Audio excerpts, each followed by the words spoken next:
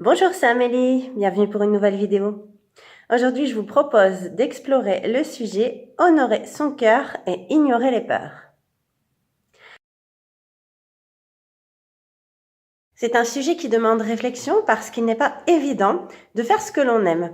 On est bien souvent handicapé par la peur, notamment les peurs matérielles. Et elles nous empêchent bien souvent de faire ce que l'on aime. On peut même aller jusqu'à rester dans des situations ou dans des endroits avec des personnes qu'on ne supporte absolument pas. On n'honore pas du tout son cœur. Mais la peur fait qu'on restera alors dans notre situation et qu'on n'évoluera pas.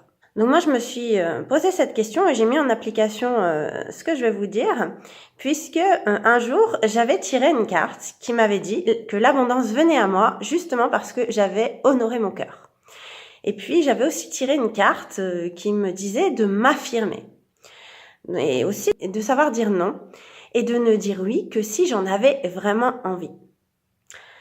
Alors, on est d'accord que c'est pas facile, puisque, comme je viens de vous le dire, bien souvent, je sais pas moi, par exemple, si vous êtes mal au travail, bien souvent, on n'ose pas le quitter parce que derrière, on a des charges à payer, qu'il faut assurer le quotidien. Cependant, est-ce que, d'après vous, c'est réellement important de se laisser souffrir? Est-ce que le plus important, c'est justement votre vie matérielle ou votre bien-être? Aujourd'hui, ce que je vous propose de vous apprendre, c'est que il est très important d'honorer son cœur, de s'écouter. Et ceci est important parce que ça va vous permettre d'être en phase avec vous-même. Et ce n'est qu'à ce moment-là que la paix intérieure va s'installer. Bien souvent, on pense qu'on sera en paix, qu'on se sentira bien, lorsque notre situation matérielle sera arrangée. Donc, on va donner parfois de fausses priorités, on va se référer au mental pour réfléchir, se dire c'est mieux de faire comme ci ou comme ça, sans écouter notre intuition. Eh bien, sachez que votre paix intérieure ne s'installera que si vous raisonnez à l'inverse. Et cette paix intérieure, elle est importante parce qu'elle va vous permettre d'être en phase avec vous-même. Et si vous vous sentez bien avec les choses, avec les personnes qui vous entourent, avec votre travail, là, vous allez vibrer à l'intérieur. Vous allez effectivement vous sentir bien. Et si vous vous sentez bien, si vous vibrez donc positif et haut, eh bien, vous attirez à vous de bonnes choses.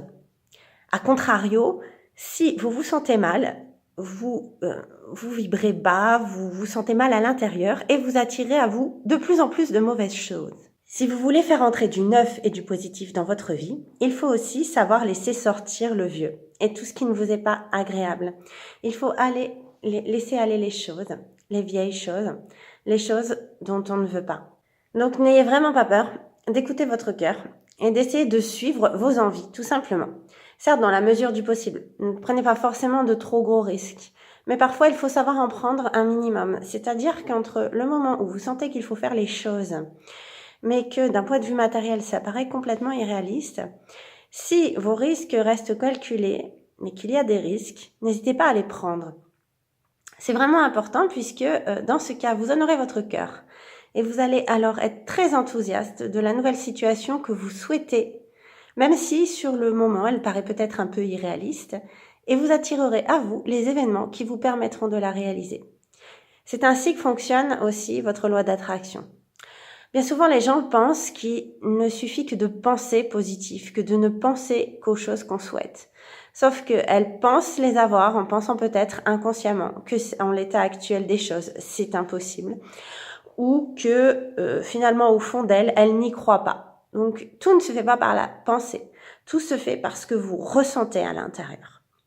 Donc, n'ayez pas peur de pouvoir être libre, de ressentir les choses que vous voulez, les choses qui vous font envie, de rêver les choses que vous souhaitez, pour les ressentir et attirer à vous des événements qui s'imbriqueront de façon à ce que vous atteigniez cet objectif. Alors, je vais prendre pour exemple la situation professionnelle. Comme je l'ai évoqué tout à l'heure, bien souvent, beaucoup de personnes vont rester au travail. Elles sont absolument mal, elles sont avec des personnes épouvantables qui les font souffrir. Mais elles n'osent pas quitter leur situation parce que elles ont peur matériellement, pour plein de raisons, tout à fait légitimes. Néanmoins, à force de se sentir mal, leur situation ne s'améliore pas. Pour la plupart, ça peut se terminer en burn-out, leur santé qui en prend un coup. Et puis, finalement, la situation n'avance pas. Elles continuent à se sentir mal. Et tout le reste dans leur vie, même le sentiment d'abondance, l'abondance, a forcément du mal à arriver jusqu'à elle puisque forcément, elles ne vibrent pas positif à l'intérieur. Elles vibrent bas, elles sont lasses et elles attirent à elles d'autres personnes peut-être encore plus malveillantes. Si au contraire on fait la démarche inverse et qu'on se dit « je décide de stopper cette situation », donc c'est personnellement ce que j'ai fait dernièrement. Donc financièrement c'était juste suicidaire. Il n'y avait pas moyen de faire un relais, mais je me suis dit la situation ne convient pas. J'ai préféré dans ma tête dater un moment de départ, en sachant quand je ne renouvellerai pas le contrat que j'avais, de manière à pouvoir déjà me déterminer sur la recherche de quelque chose qui me conviendrait mieux.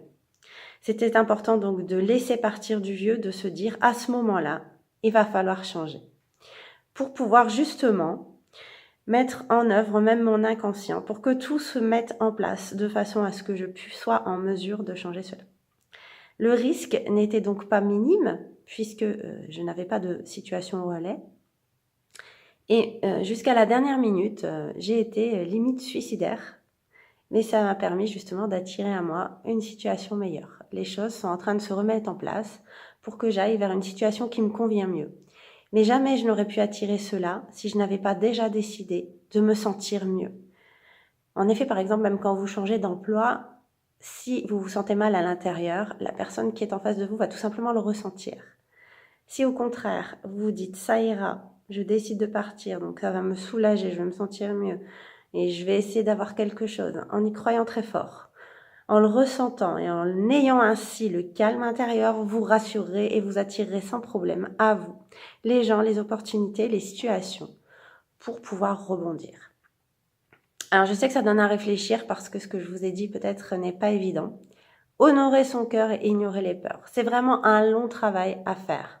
Mais c'est un travail qui vaut le coup pour vous sentir bien.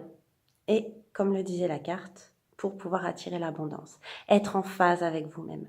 Ne pas avoir peur de faire les choses qui vous plaisent et de vous dire que oui c'est possible, sans vous mettre de barrières, sans vous dire que vous rêvez, sans vous dire que c'est impossible parce que votre mental a pris le relais. Il faut essayer de travailler à cela, même si ce n'est pas évident. Ça prend du temps, mais ça fonctionne.